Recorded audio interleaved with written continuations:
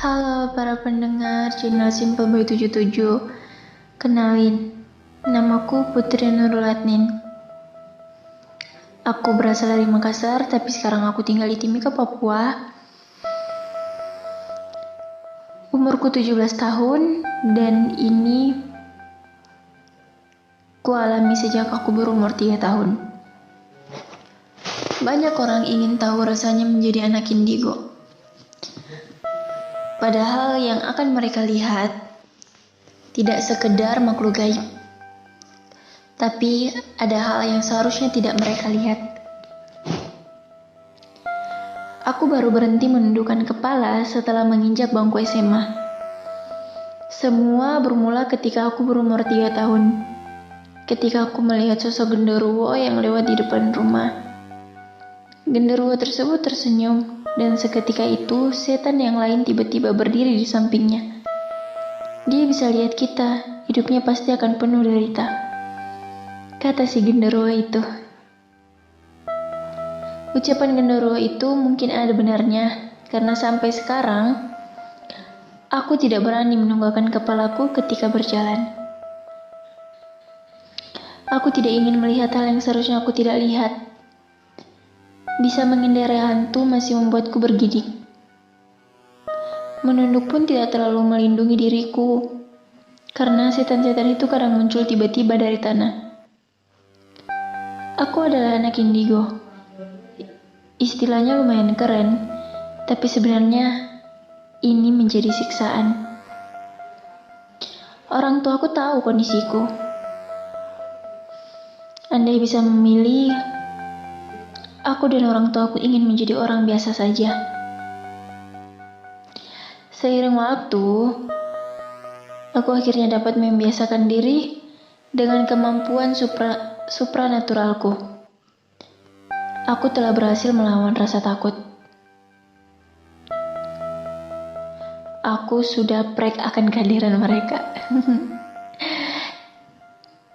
Aku pikir sudah saatnya aku berani. Toh, tidak ada hal buruk yang akan terjadi meski aku anak indigo. Tapi hidup memberikan hal yang tidak terduga, bahkan untuk orang yang tidak bisa sekalipun. Hari itu hari Jumat, sekolah pulang lebih cepat. Karena jarak sekolah yang tidak terlalu jauh, aku memilih berjalan kaki dari sekolah ke rumah. Walau dekat, jalan yang kulewati lumayan ramai dan sering terjadi kecelakaan. Tidak jarang aku melihat arwah korban kecelakaan dan hantu iseng yang menyamar menjadi korban kecelakaan. Setannya pura-pura menakuti karena mereka tahu aku anak indigo. Hari itu ada yang berbeda dari biasanya. Belakangan memang aku merasakan sesuatu yang aneh di matanya. Terkadang aku melihat sesuatu yang tumpang tindih, seperti ada dua kejadian yang berbeda terjadi bersamaan. Dan hari ini yang aku lihat amat jelas. Aku pikir ini efek samping menjadi indigo, tapi ini berbeda. Aku tiba-tiba melihat motor menyalip mobil namun justru berhadapan dengan truk dan terjadi kecelakaan. Pengendara motornya meninggal di tempat, tapi ketika aku mengucek mata, aku melihat bahwa jalanan sepi. Aku berpikir bahwa mungkin dia lapar, mending jalan agak cepat biar pulang langsung makan. Terus pusreng, hehe. Kalau indigo berarti bisa melihat hal yang tidak seharusnya dilihat. Maka kejadian selanjutnya adalah pembuktian. Mobil melintas dengan kecepatan sedang melewatiku. Tapi agak jauh di belakang mobil, ada motor yang melaju dengan kecepatan tinggi. Motor itu menyalip mobil dengan kecepatan tinggi. Naas, di depan motor tersebut ada truk. Suara keras tabrakan terdengar. Besi melawan besi, badan manusia terbentur truk. Pengendara motor tersebut terlempar dan meninggal di tempat.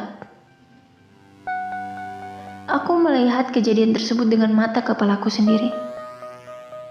Persis dengan penglihatan yang aku lihat sebelumnya. Aku menangis. Aku tidak percaya bahwa aku baru saja melihat masa depan. Dan aku teringat sebuah kalimat di artikel yang aku baca, bahwa anak indigo bisa melihat hal yang seharusnya tidak ia lihat. Dalam tangisku, tiba-tiba ada sesosok dengan jubah hitam datang mendekatiku. Dia mengucapkan hal yang tak pernah aku dengar. Kau mau tahu apa? Kau tidak akan berhenti melihat hal ini. Kau akan melihat segelebat masa depan yang terjadi, tapi hanya masa depan yang buruk. Aku tidak tahu apakah kau akan bisa mengubahnya. Kau bahkan tidak meminta ini kan? Nikmati saja. Lalu sosok itu pergi meninggalkanku. Aku langsung berlari ke rumah sembari menangis. Sesampaiku di rumah, aku segera mengunci diri di kamar dan menangis keras. Aku tidak ingin menjadi Nick Indigo. Aku tidak memintanya. Aku tidak bisa menerima kenyataan bahwa aku akan melihat masa depan yang buruk.